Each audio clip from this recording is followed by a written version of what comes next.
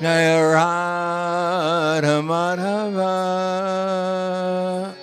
Jaya Kunja Bihari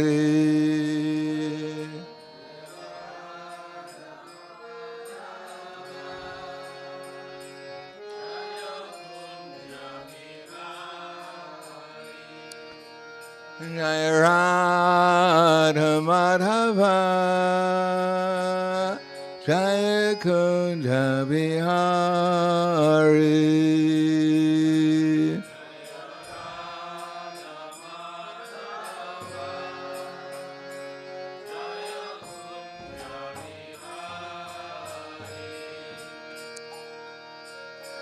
Gopijana Vallabha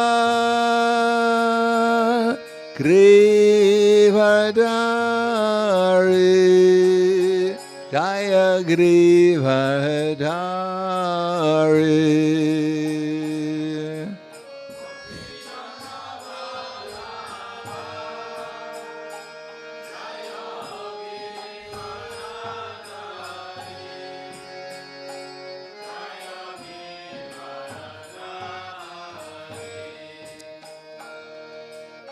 Gopijana Vallabha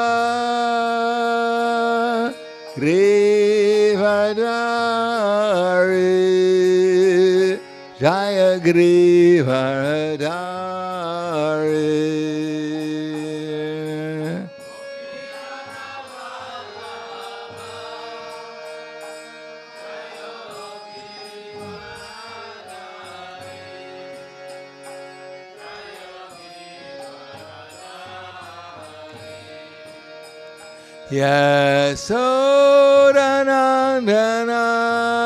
Yasodanandana Raja Dhanaranjana Jaya Raja Dhanaranjana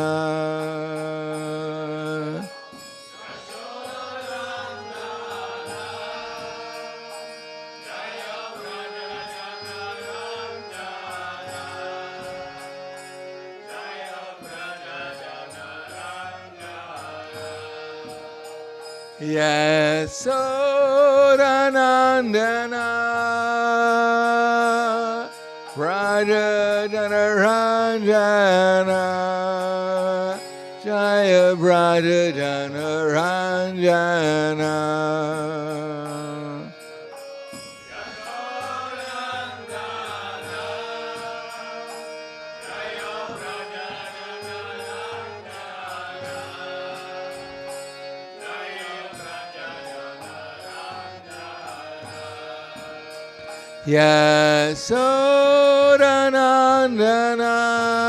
Yasodanandana Raja Dhanaranjana Jaya Raja Dhanaranjana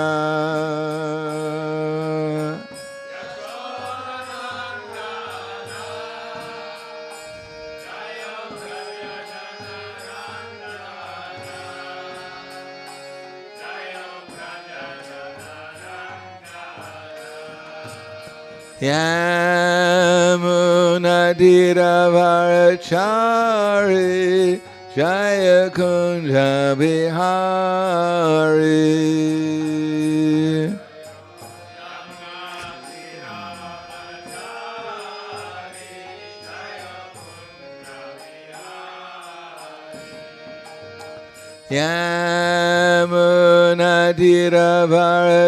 Yamunadiravarachari Jaya Kunja Bihari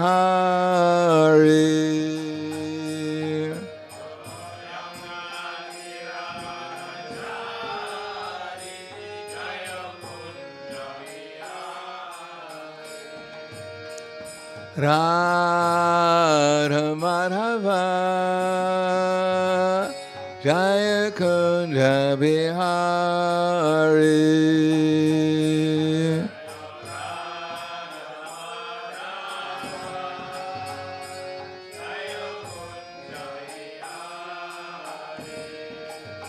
Jaya Radha Madhava Jaya Kunja Bihari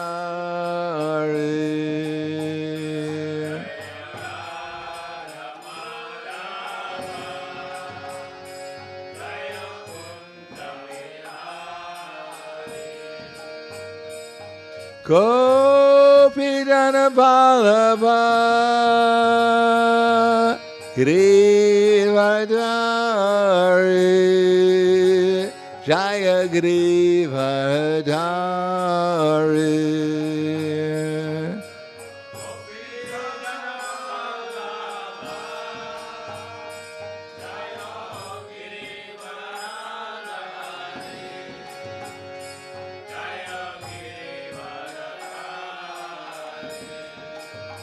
Yasodanandana Raja Janaranjana Jaya Raja Janaranjana.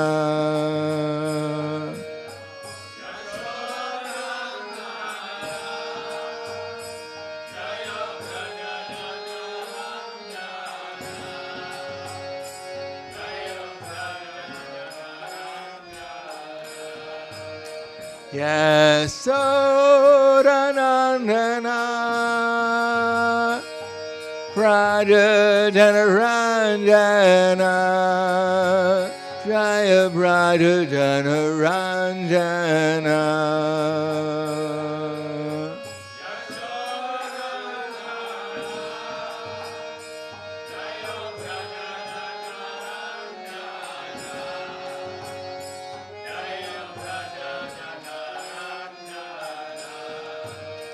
Yamuna Tiravarachari Jaya Kunja Bihari.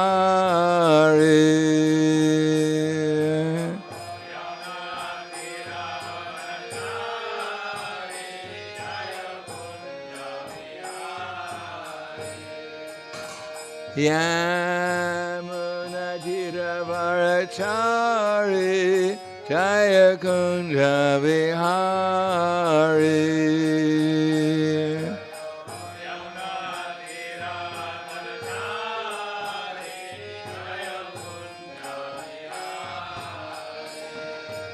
Radha Madhava Jaya Kunja Vihari.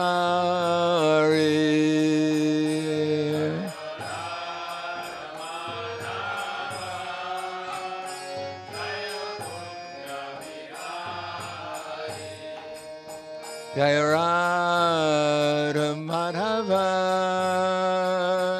Jaya Kunja Vihari.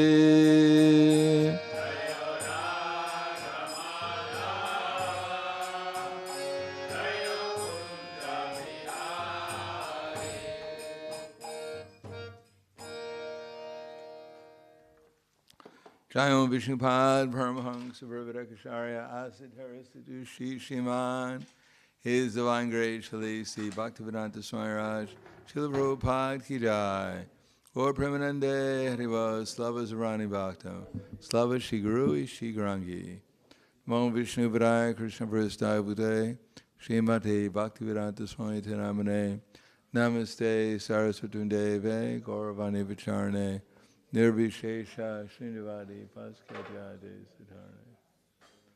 Om Agana Timanandasya Gananjana Salakaya Chaksur Militam Yena Tasmai Shri Gurave Namaha Shri Chaitanya Manobishtam Stapitam Yena Bhutale Swayam Rupa Kadamayam Tadati Swapadantikam Vandeham Shri Guru Shri Yuta Padakamalam Shri Guru Vaishnavam Cha Shri Rupam Sagrajatam Sahagana Raghunatam Vitam Tam Sajivam Sadvaitam Savadutam Prijana Saitam Krishna Chaitanya Devam Shri Radha Krishna Padan Sahagana Lalita Shri Visakans Vitam Cha Hey Krishna Karna Sindho Dinabando Jagatpate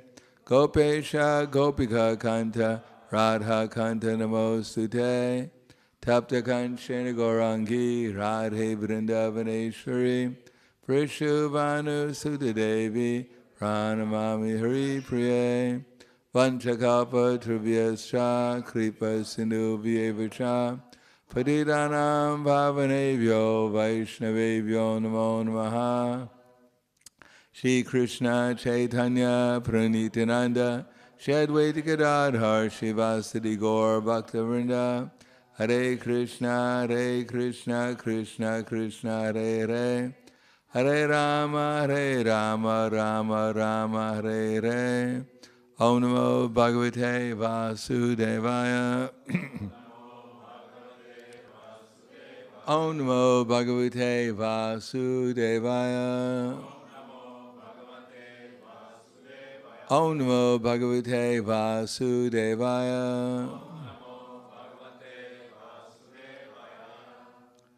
Srimad Bhagavatam Canto 9, Chapter 21, The Dynasty of Bharata, text number 7. Atanyo Bokshaya Manasya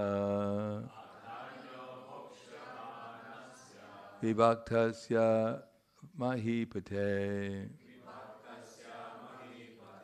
Vibhaktam Vyabhajal Tasmai Rishalaya Harim Smaran Atanyo Bokshamanasya Vibhaktasya Mahipate Vibhaktam Vyabhajat Tasmai Rishalaya Harim Smaran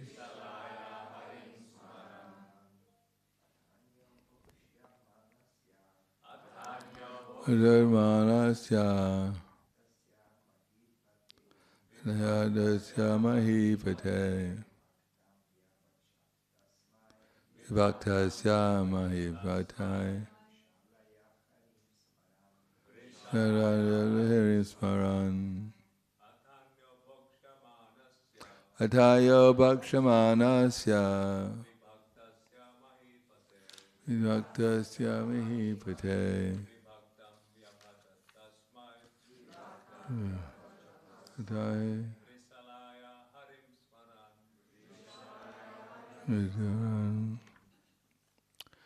Ladies.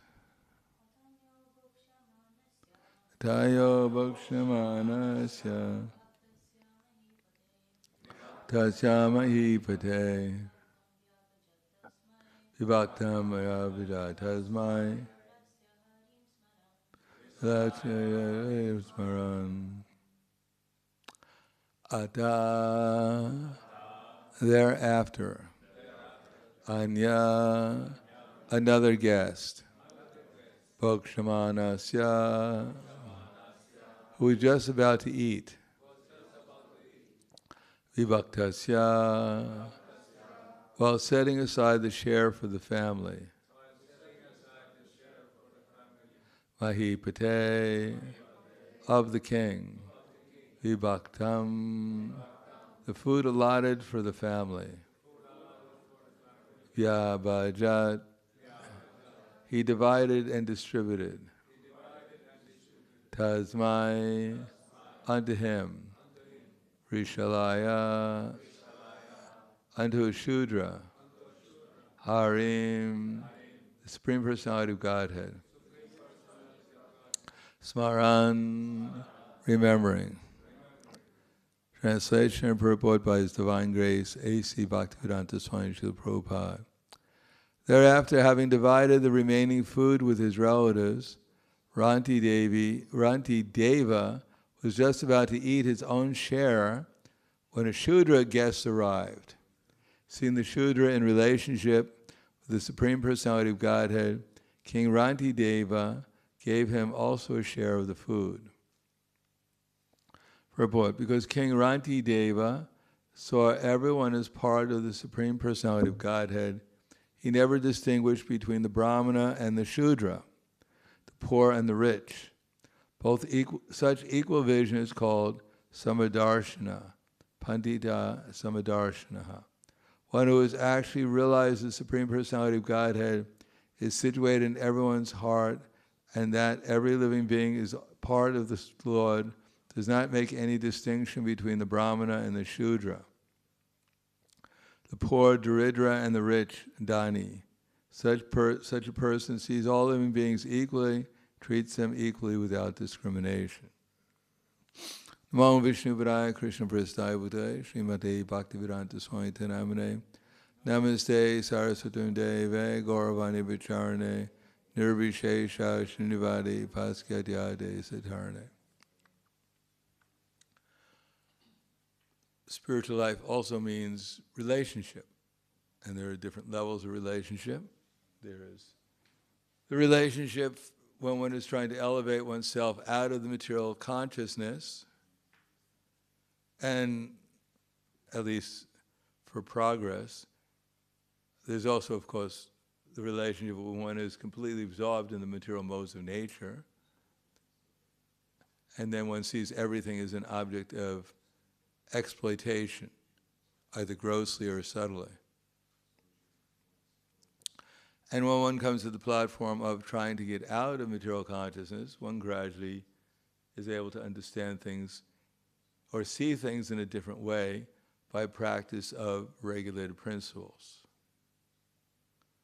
And those regulated principles are not, well, it's helpful to get up at the same time, eat the proper amount of food, etc.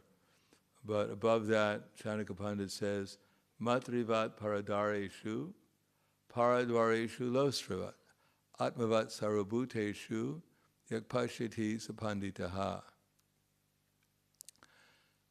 That even a materialist, the one who's in the material concept of life, but is trying to elevate oneself out of that consciousness, or at least to a higher consciousness, he has to see differently than a materialist who's simply trying to exploit the material nature. Therefore, matrivat paradareshu, to see every lady except for one's wife to be like one's mother. Now, we may not be able to see the soul within everyone's heart, but that is, at least in most civilized countries, or in a civilized country, that would be the consciousness that you have, that generally people don't look at their mother as an object of romance, nor does a mother usually look at the son as an object of romance. The relationship is that of maternal, vatsalya rasa, protection, affection, etc. So that's very nice. It's much nicer than looking at every lady as an object of exploitation and simply living in a world of lust, which ultimately will turn into frustration and anger. Much better to look at everyone as like one's mother, and therefore having a relationship of service, because the son is a servant of the mother, at least it's supposed to be, and the mother is a servant of the son or the daughter. And the mother takes the children as her service also. It's selfless. In the conception of the material world, there is Venus. Venus is the planet of romance, or lust, actually. And the moon is the planet of maternal affection. So that's what we're supposed to have a relationship. But of course, there's also the wife, which represents Venus, and it's not proper to have a relationship of maternal affection between the wife and the husband. That's a little bit perverted. There's also the possibility of some kind of romance. Romance means, at least in the Vedic culture, not so much romantic as it is in the modern culture, that one is imagining something too much. Too much imagination is not good. Then one becomes a victim, one becomes a dancing dog in the hands of a woman, and the woman becomes absorbed in dancing the dog. both things. It's not good to be a dog who's dancing. It's not too good to be absorbed in dancing the dog either. But something should be there. Otherwise, it's not possible that the species could go on if there's not some kind of romance, some kind of illusion. Prabhupada once said, the position of the household is to be somewhat is to be an illusion. Otherwise, how can you be a householder? You have to have some kind of idea that this is romantic. In any case, there's the object of romance, but for the generally there's the object of maternality, because there's a lot more. Most of us can't handle more than one wife, and what to speak of seeing every woman as being your potential wife. That would be rather disturbing. Prabhupada says, gives the example, a man comes home at night, he has many wives, and each wife takes an arm, says, come with me, and the other wife says, come with me. One takes the leg, the other takes the leg. One pulls from behind, one pulls from the front. And it would be quite disturbing. So that's the senses. They're pulling us this way, the eyes are pulling us, the hearing is pulling us, the tongue is pulling us. The senses are pulling us in different directions. And it's very disturbing. Therefore, better to concentrate on one sense and absorb in Krishna consciousness. So therefore, one wife and have a relationship to sit down morning and evening, chant Hare Krishna together, take prasadam together, worship the deity, hear Srimad Bhagavatam, Bhagavad Gita, and therefore gradually, although there may be some romance, but gradually that romance will turn into the mood of service and friendship to advance in Krishna consciousness. And then one will actually be happy and satisfied and peaceful under any circumstances. If one can realize that even higher than sense gratification is Krishna consciousness in one's family life, then one can live happily in any situation in the material world and not get agitated or disturbed, thinking, if I only had found my soulmate, everything would have been all right. Then my life would have been happy and peaceful. Unfortunately, I didn't find my soulmate, and therefore I'm still not satisfied. So let me go up and down throughout all the planetary systems and finally find my soulmate and be happily ever after, like in every fairy tale ends. That's all it is a fairy tale. Happily ever after? Well, if you want to find out the people who supposedly live happily ever after and meet them, you have to go to the cemeteries. Dig up the bones and see if the skeleton has a smile on it. If it's the two skeletons are still holding hands.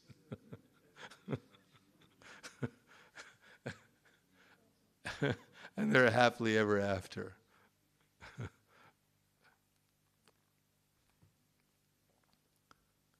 On the other hand, before that, matrivat paradareshu, paradwareshu lostravat.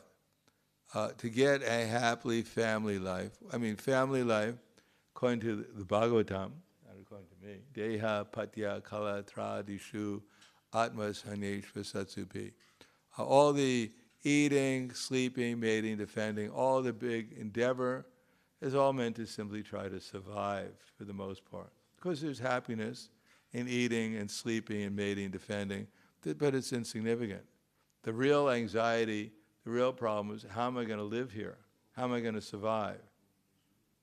And if we have a house, and we have a wife, we have the children grow up and they can become a lawyer or a doctor, make money to maintain me in my old age. The dog can stand at the door and protect me and growl and bark all the time if anyone comes.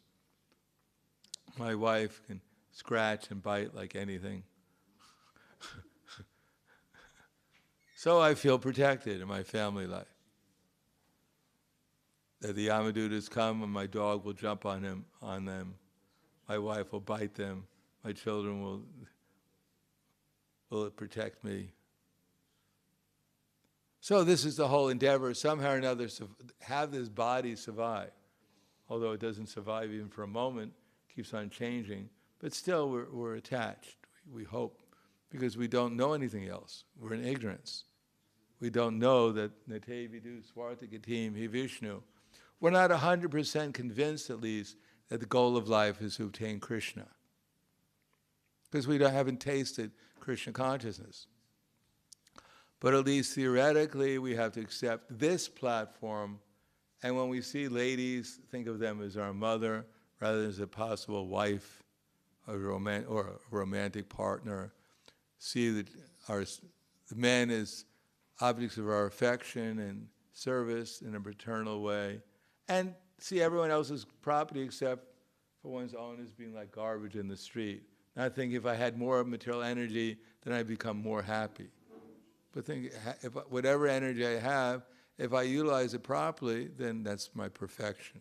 Not that I need more. If you have one car, it's hard enough to take care of it. It's a big responsibility. Got to change the oil and the gas and repair it and clean it, get insurance for it, put the air in the tires. So it's a big responsibility to take care of a car. And if you have two cars, you have twice as many problems. But what is the value? It's probably healthier to walk. But if you have to take the car, but how many cars can you drive in simultaneously? You can only drive in one. So why worry about getting more and more and more just for some false prestige?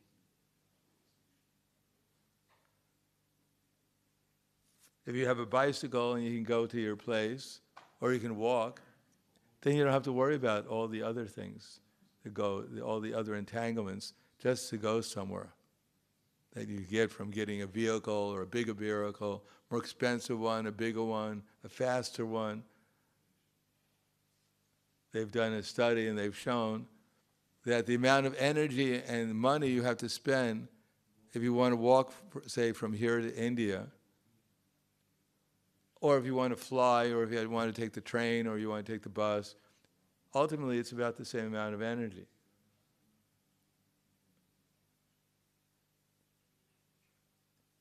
That has to be expended. Of course, we're not going to walk from here to India. You got to walk through a few places, which might not be very convenient. But in any case, the idea is that this idea of progress is just illusory. The real progress is consciousness. And here it says that napashati sapanditaha, that our real progress is to see all living entities in relationship, at least to reality, that we're all spiritual beings, and therefore, although we're in different bodies, ultimately we're one as spirit. This lifetime we have a woman's body, or a human body, or a man's body. And the next lifetime we may have a dog body. We'll be the same person. Now we think we're great because we think we're in this body. And when we get a dog's body, we'll think we're the best dog on the block. We'll have the same false prestige. I bark better than anyone. I eat more than anyone. I'm a big dog. So if we're in the dog mentality, that's not very advantageous. We want to come to the human mentality. And part of that is to at least vidya vinaya sampane brahmani gavihastani shuni chaiva swapake cha pandita samadarshana. We have to practice. We have to practice seeing all living entities as potentially Krishna's, although everyone is Krishna's servant, but as a conscious servant of Krishna, as a loving servant of Krishna. Everyone has that potential. And if we criticize people, because it's naturally, we're always critical. Critical is not bad. Discrimination is not bad. But we should utilize it for people's benefit, not have enviousness. When we see people are doing something wrong, then we should try to help them so they come to the right platform of remembering Krishna. That we should see ourselves as a servant of all living entities, trying to help them become Krishna conscious.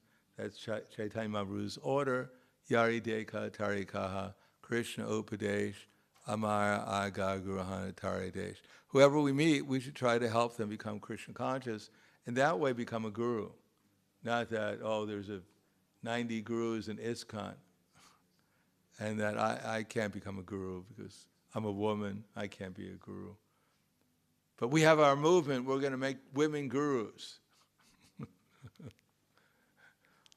We're going to get strong, we're going to take over. We don't need these men.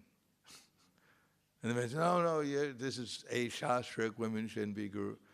No, Chaitanya Maharaj said we're all supposed to be gurus. But if we think I should be a guru where I'm powerful, everyone bows down before me, they give me money, they give me respect, then I'm really guru. That's really what guru means. Everyone should love me because I have the designation of guru. If not, you're an offender, you're finished. I'm writing my name and I'm sending it to the Yamadutas.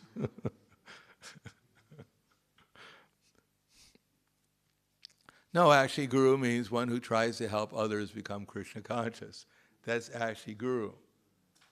And we think, well, I'm not going to, if I don't get the position of Diksha Guru and people bow down before me then that's not so much fun. The real fun is when, the real fun is when we're actually pleasing to Krishna and Krishna reveals himself to us. That's actually where the real fun begins. And that's open to everyone. Everyone is that's all we're supposed to do, is be guru. Everyone's supposed to be guru.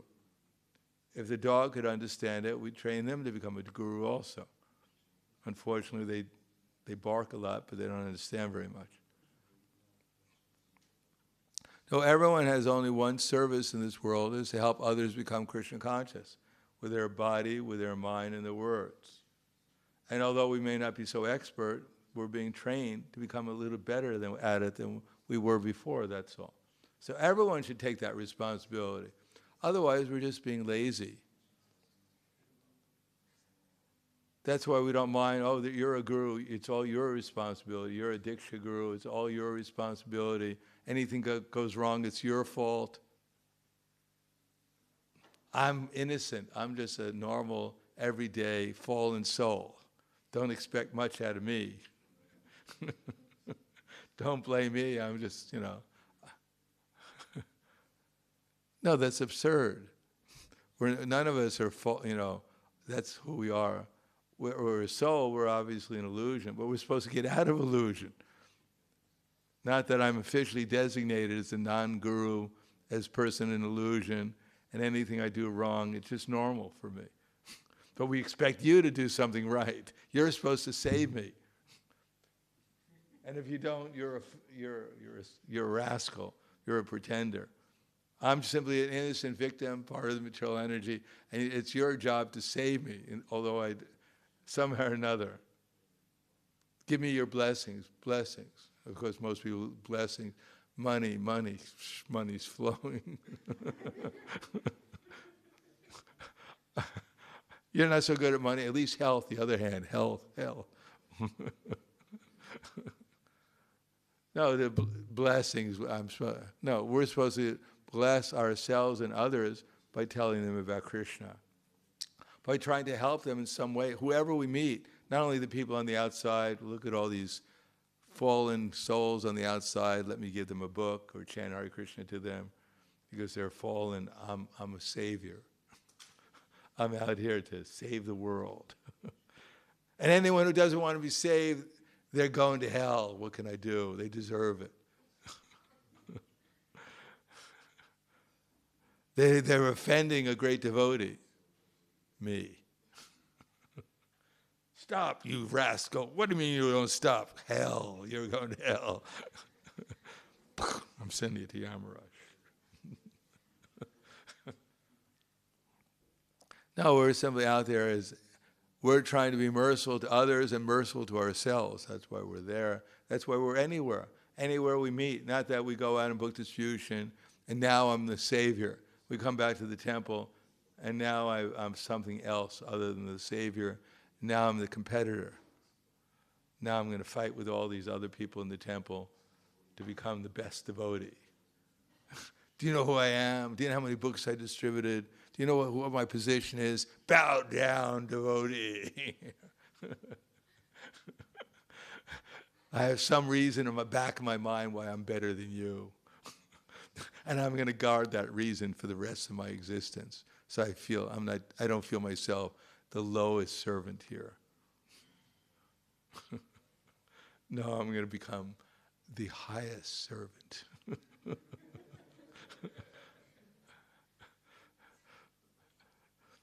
When I walk by, everyone's going to say, oh, there goes the real servant.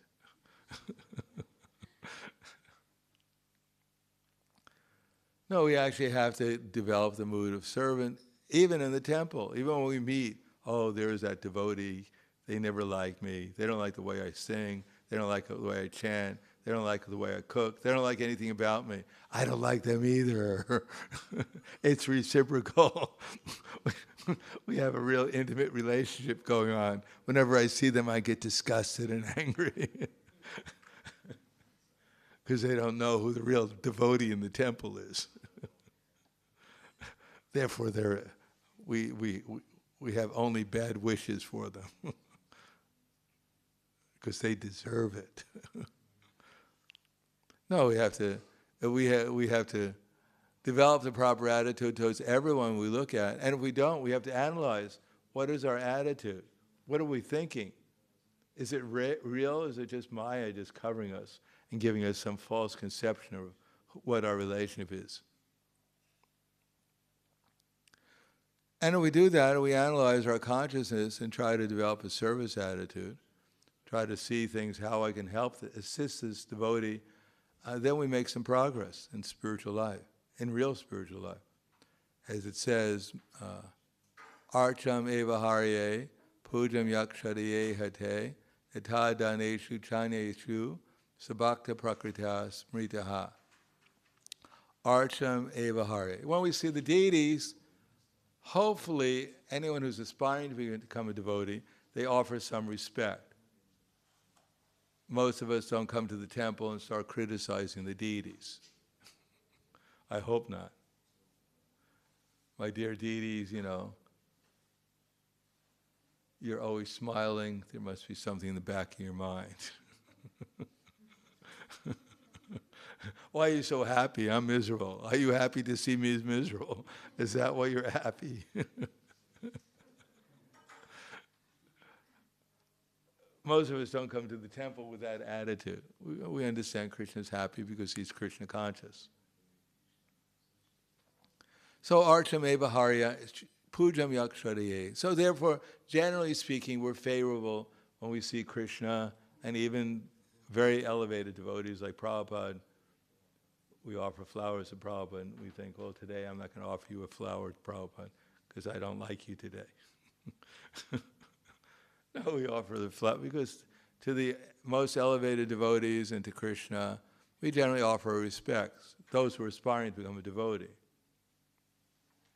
But higher than that, if we actually elevate our consciousness, then Ishvare tadadineshu balusheshu dvitvatsucha prema maitri kripo peka yet karoti samadhimaha. So we're being trained so that when we see Ishvara, we don't see him as the object of our material enhancement. Give me a wife, give me a car, give me a color TV, Om Jai Jagadisha Hari. Or a house by the sea, Om Jai Jagadisha Hari. That we're being trained to see Ishvara as the object of prema, of love. We have nothing to gain from him except from loving him. And we see the devotees, the bhaktas, as the object of maitri, friendship and service. And we see the innocent as object of kripa, trying to help them become Krishna conscious. And those who are antagonistic towards Krishna, we're trying to develop the attitude of apeksha, detachment from their association. That's actual progress in spiritual life. That's when spiritual life begins. When we develop that consciousness, that therefore we can go out, we can preach, we can be in the temple, we can serve, but we have to develop that consciousness. That's the advantage of doing these, having this opportunity to be in the temple, come to the temple, study Prabhupada's books, make the temple our home, is to develop that consciousness that the husband sees his wife not as an object of sense gratification, but as an object of service. The children as an object of service. The wife sees the husband as an object of service. Then that's a very happy family life. Service in Krishna consciousness. And in the absence of that affection or that relationship, we see others also as an object of service. Now, people may not reciprocate that service in our Krishna conscious service to them, but if we have that attitude, then we'll always be peaceful and happy, and we'll always be pleasing to Krishna and make spiritual advancement. So that knowledge of how to relate to people appropriately, relate to the devotees appropriately, that's the most valuable knowledge. And although we may not be self-realized to the greatest degree, but if we apply that knowledge, gradually we'll make progress towards self-realization. Gradually Krishna will reveal himself in the heart of all living entities. That Krishna is there, he's waiting for us to serve him appropriately in whoever we meet, and then Krishna will reveal himself. If we go out, we may on book distribution, and then we see that the people we thought they looked like this or they look like that, but then when we relate to them in terms of Krishna, they turn into someone else unexpectedly.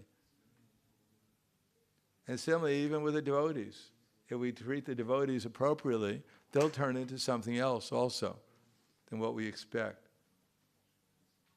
Therefore, we have to avoid familiarity breeding contempt and try to see things ever fresh through the eyes of Krishna consciousness. And then we'll be able to develop happy relationships with whoever we meet. We'll actually become happy in all our relationships, and we won't be possessive and envious and all the other things that come along with the wrong mentality. So I'll stop there. Thank you. Any questions or comments? Yes.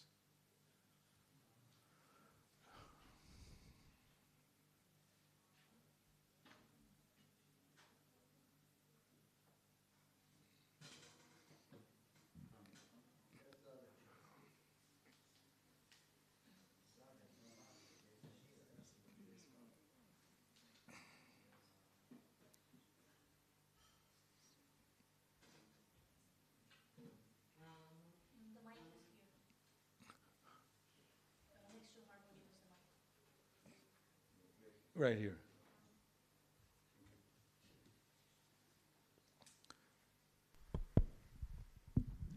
Hare Krishna.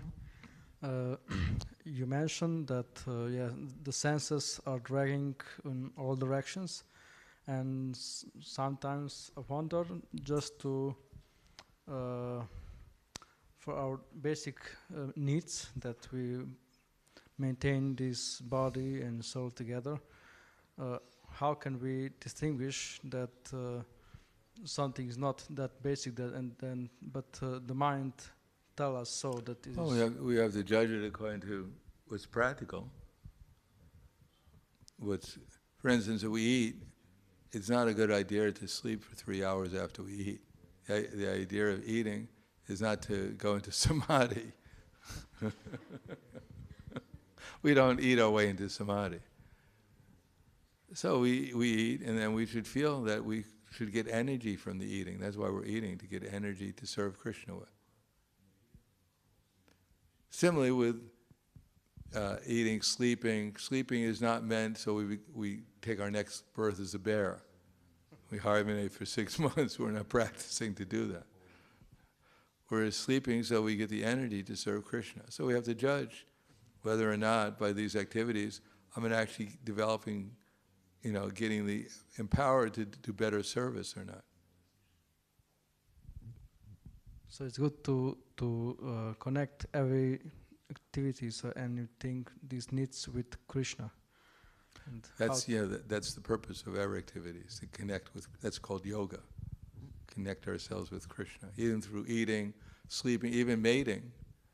If we connect with Krishna through mating, then Krishna says, Balam balavatam chaham kama raga vivarjitam dharma virudo bhuteshu kamosmi bharatarshma. Then it becomes spiritual. But if we think, I'll connect with Krishna through mating, but then I need a little extra also. But that's spiritual too, because No, it's not spiritual. It becomes mundane. And anything that's mundane we'll get tired of.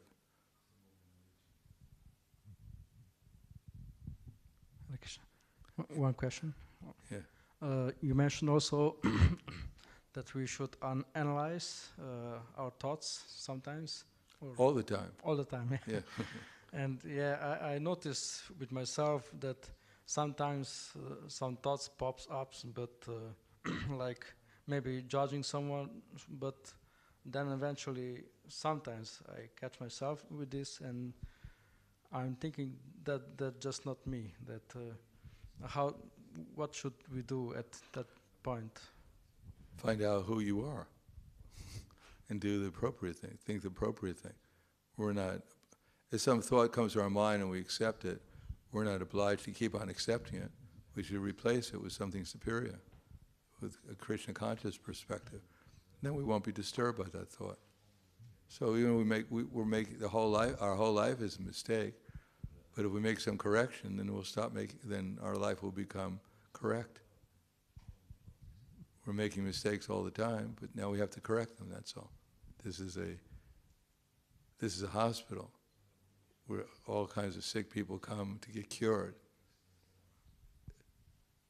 It's not a fairy palace where all the good fairies come to. No, it's a transcendental hospital to cure our material sickness, so we become healthy, spiritually healthy. And if we think we're spiritually healthy, then we're really sick.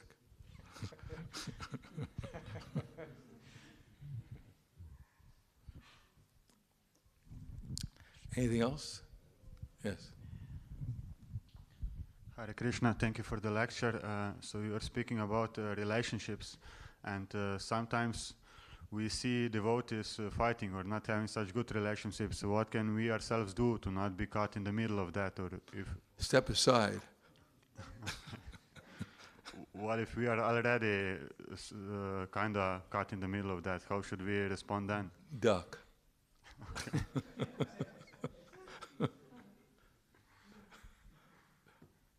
Thank you. Anything else?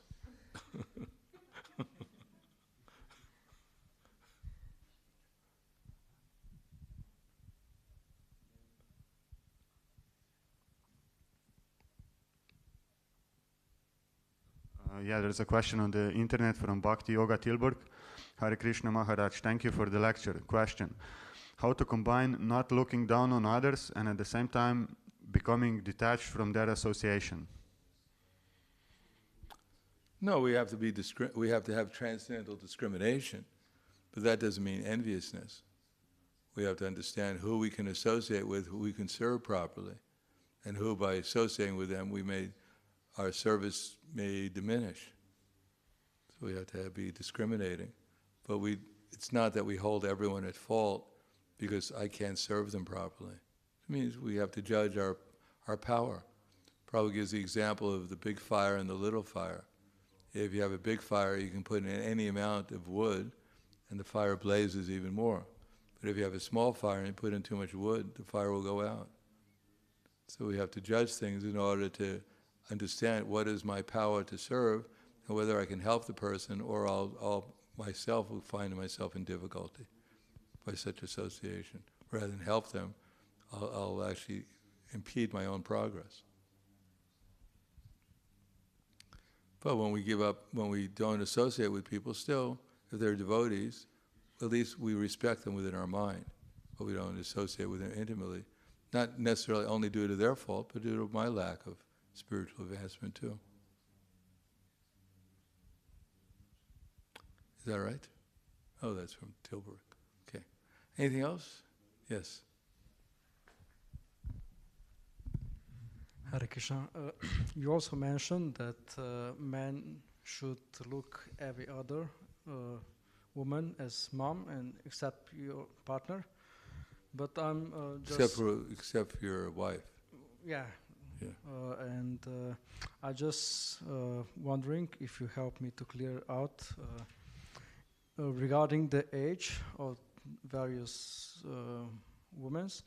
it is also, it's better to look old like mom, or you can also look like a sister or daughter? No, Prabhupada said mother.